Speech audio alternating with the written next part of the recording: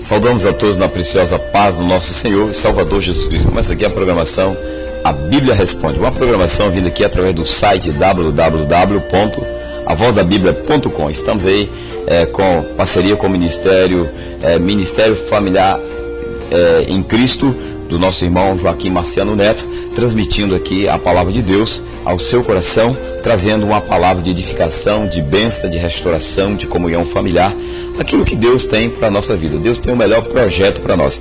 E nós vamos estar trabalhando em cima do tema Construindo um Brasil Melhor.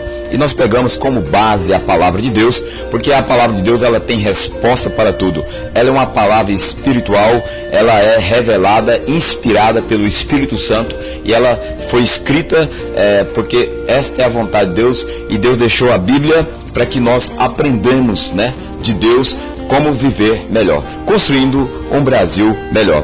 O Salmo de número 133, o versículo 10 em diante, está escrito assim: o Senhor desfaz o conselho das nações, quebra os intentos dos povos. Versículo 11: o conselho do Senhor permanece para sempre, os intentos do seu coração de geração em geração. Versículo 12, está escrito assim na palavra do Senhor: bem-aventurada é a nação cujo Deus é o Senhor. Bem-aventurado é o Brasil, se Deus, através do seu Filho Jesus Cristo, ser o Senhor, aquele que comanda, aquele que dirige, aquele que abençoa, que restaura, aquele que está no centro, no pedestral dessa nação. Versículo 12, bem-aventurado é a nação. Então vamos colocar: bem-aventurado é o Brasil como nação, cujo Deus, o Senhor Jesus Cristo, é o Senhor. E o povo, nós, povo brasileiro, que Ele escolheu para a sua herança. No versículo 13, o Senhor olha desde o céu e está vendo todos os filhos dos homens. Ou seja, o Senhor contempla a minha vida, contempla a sua vida, Ele conhece você de dentro para fora e de fora para dentro. Então, nós aprendemos nessa palavra como nós construir um Brasil melhor. Primeiro, nós temos que ter temor de Deus. Em Provérbios, no capítulo 1, no versículo 7 de Provérbios, aqui escrito por Salomão, o homem mais sábio dentre os homens, não houve homem nem depois nem antes de Salomão. Ele deixa essa palavra dizendo assim: o temor do Senhor é o princípio da sabedoria. Os loucos desprezam a sabedoria e a instrução, ou o ensino. O temor de Deus significa respeito pela palavra de Deus, prática da palavra de Deus. Recebemos a palavra de Deus e começamos a praticá-la. Ainda em Provérbios capítulo 1, versículo 2, para se conhecer a sabedoria e a instrução, para entender as palavras da prudência, para se receber a instrução do entendimento, e a justiça, o juízo e a equidade, para dar aos simples prudência e aos jovens conhecimento do bom senso, para o sábio ouvir e crescer em sabedoria, e instruído adquirir sábios conselhos. Então o temor do Senhor, é isso que nós, povo brasileiro, precisamos ter temor de Deus. Nós estamos aí numa situação caótica, Pessoas aí vivem desesperadas. Nós vemos a situação do ensino dentro das escolas. Nós temos filhos pequenos que estudam, os diretores, os instrutores das escolas estão desesperados, professores. Nós vemos que muitos dos nossos filhos não têm temor, não têm respeito pelas autoridades, porque não têm temor de Deus. Agora a Bíblia diz assim: aquele que tem temor de Deus, ensinai a criança no caminho que deve andar, instruir a criança, educai a criança, gerar nela o caráter de Cristo, o caráter de Deus.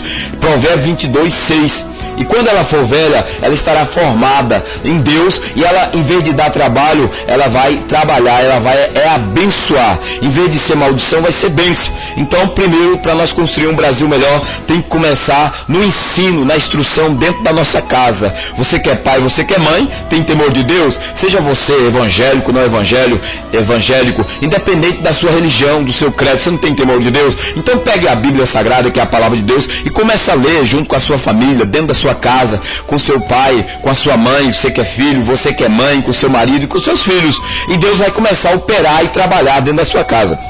Então a primeira lição que nós aprendemos aqui, para nós construirmos um Brasil melhor. Segunda lição nós encontramos lá em Mateus, no capítulo 6, versículo 33, Jesus Cristo, ele combate a ansiedade. No versículo 25 ao 34, Jesus Cristo está combatendo a ansiedade. Já existia um povo ansioso na sua época, na sua cultura daquele tempo. E hoje a ansiedade ela dobrou, ela cresceu. ela tem lastrado, invadido os corações até das crianças, a alma das pessoas. E Jesus diz assim nessa palavra: mas buscar em primeiro lugar o reino de Deus e a sua justiça, e todas essas coisas serão acrescentadas. Então a segunda lição, para nós construirmos um Brasil melhor, nós temos que dar prioridade ao reino de Deus. E para darmos prioridade, nós temos que buscar o reino de Deus. E você pode dizer: mas eu tenho a minha religião, eu tenho Deus. Sim, correto. Mas a pergunta é: você tem buscado a justiça de Deus? Onde está a justiça de Deus? Está na palavra de Deus. A Bíblia é a justiça de Deus, é a revelação de Deus para nossas vidas. Ela é o ensino, a instrução, a doutrina que precisamos recebermos para nos moldar o nosso caráter, a nossa postura, a nossa ética, mudar todo o nosso sistema caótico e miserável e derrotado num sistema vitorioso, nos trazer vitória, nos trazer aí uma vida de bênção e de sucesso na pessoa bendita de Jesus. Então, é buscar o reino de Deus. E a terceira lição que nós aprendemos na palavra de Deus é que nem só de pão viverá o homem. O nosso país é um país abençoado na agricultura, na pecuária, nas indústrias. É um país que produz, é um país que importa, é um país que cresce a cada dia mais. Então, a terra brasileira é uma terra abençoada, é uma terra que chove com abundância, é uma terra rica, é uma terra que produz aí, né, a semente que planta do pão, do arroz, do feijão, do milho, da soja e de outros mantimentos. Então a terra produz. Então nós temos a graça de ir no mercado e escolher alimento para comprar. Nós sabemos que tem outras nações que não produzem como a nossa nação. E a nossa nação é um país privilegiado. Não porque nós merecemos, é porque Deus tem um plano nesse país. Deus tem um plano na sua vida. E Deus quer que você faça parte desse projeto dele nesse país, para ele abençoar essa nação, para ele mudar a cara desse Brasil, mudar a cara no sentido aí da violência, né? No sentido do tráfico de droga, mudar a cara do Brasil no sentido aí da pedofilia que tem invadido aí os lares, até pessoas importantes envolvidas com tantas misérias neste país, para Deus quebrar o jugo do diabo, quebrar o jugo, as cadeias que prende as pessoas, que prende as mentes das pessoas, que destrói, que escraviza e que traz destruição às nossas famílias. Então, nem só de pão viverá o homem. Para que serve o pão? Para trazer ao nosso corpo o fortalecimento, a vitamina, as proteínas, os sais minerais, as fibras, a massa e outros recursos mais que o nosso físico precisa. Jesus, ele estava orando 40 dias e 40 noites depois do seu batismo. Evangelho de Mateus, capítulo 3. No capítulo 3 ele foi batizado por João Batista. No versículo 13 está escrito aqui da palavra de Deus: depois que ele foi batizado, na hora do batismo o Espírito Santo veio e pousou em cima da cabeça dele como uma pomba, e uma voz se ouviu do céu dizendo: este é meu filho amado em quem me compraste. E Jesus, logo após o batismo, foi conduzido pelo Espírito Santo ao deserto para orar, consagrar 40 dias e 40 noites. Depois da sua consagração, da sua oração, da sua dedicação ao Deus Pai, ele tem fome, porque é normal, ele é 100% homem, 100% Deus. Então ele teve fome. E diz a palavra de Deus que o tentador, que é o príncipe deste mundo, da miséria, o inventor do pecado, o diabo é o pai do pecado, da miséria e da destruição.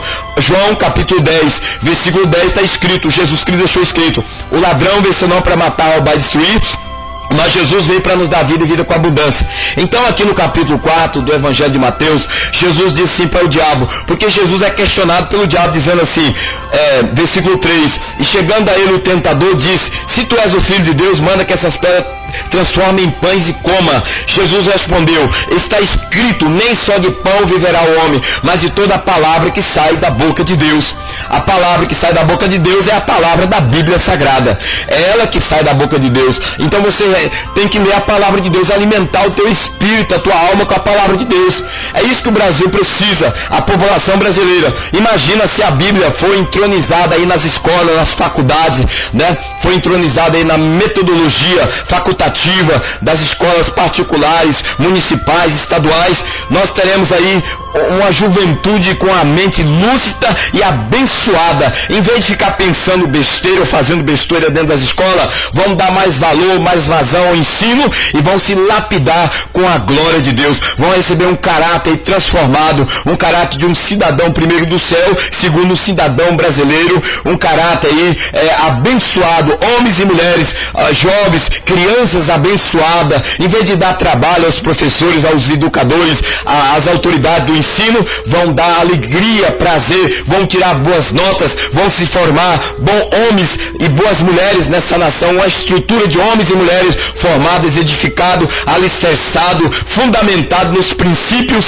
elementares da palavra de Deus, e vão gerar aí uma nação, uma estrutura poderosa no poder de Deus, para ser exemplo para outras nações, construindo um Brasil melhor. Então nós precisamos observar esses 3 princípios: ter temor de Deus, buscar temor de Deus. Imagina se os deputados, senadores, prefeitos, até mesmo o presidente da república, quando for fazer o seu discurso, quando for elaborar suas leis, e colocar a Bíblia em primeiro lugar, abrir a Bíblia e proclamar: a nação está buscando a Deus, independente da religião, da posição social ou religiosa, mas colocar Deus em primeiro plano. Meu querido, não adianta só falar em Deus e não praticar a palavra de Deus. Principalmente os cristãos evangélicos, em vez de ficar preocupado com tantas coisas, com tantas besteiradas, preocupa-se com a vida espiritual. Então você que é pastor, você que é missionário, você que é evangelista, bispo, reverendo, você que não tem título porque Deus não está olhando para título, ou você que não é evangélico, você que é católico, espírita, metodista,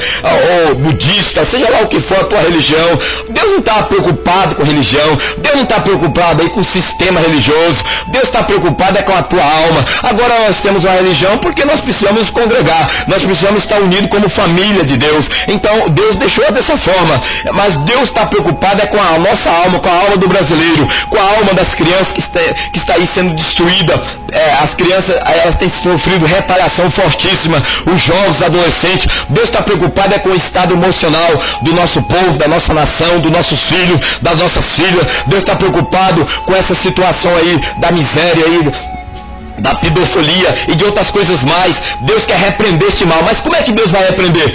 Nós aceitamos a sua palavra, buscando, porque essa luta, meu querido, ela não é uma luta carnal, ela não é uma luta intelectual, não, é uma luta espiritual. A guerra se dá no reino espiritual. Agora Jesus vem e diz: eu não tenho nada com o príncipe deste mundo, o príncipe desse mundo que induz as mentes das pessoas aí à prostituição, ao crime e todas outras misérias, à corrupção. Quem que é o príncipe deste mundo de treva, de pecado? É o diabo. Agora, quem que é o príncipe da paz? É Jesus Cristo. Bem-aventurado, feliz é a nação que toma Jesus Cristo como príncipe da nação. Então vamos buscar a presença de Jesus. É Ele que morreu por nós, foi Ele que pagou o preço, derramou seu sangue. Imagina a Bíblia sendo lida, como já dissemos, nas escolas, nas faculdades, nas empresas, principalmente dentro dos lares.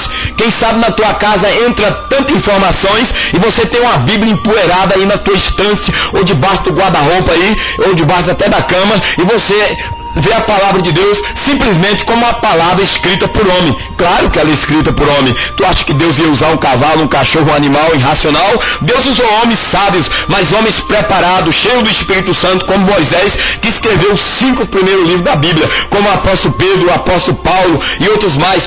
Homens que Deus arrancou do mundo, do pecado, da miséria, da prostituição, do crime, transformou esses homens, encheu do seu Espírito, inspirou neles a palavra, e ele escreveu e deixou a palavra, a doutrina, para nós construirmos um Brasil melhor.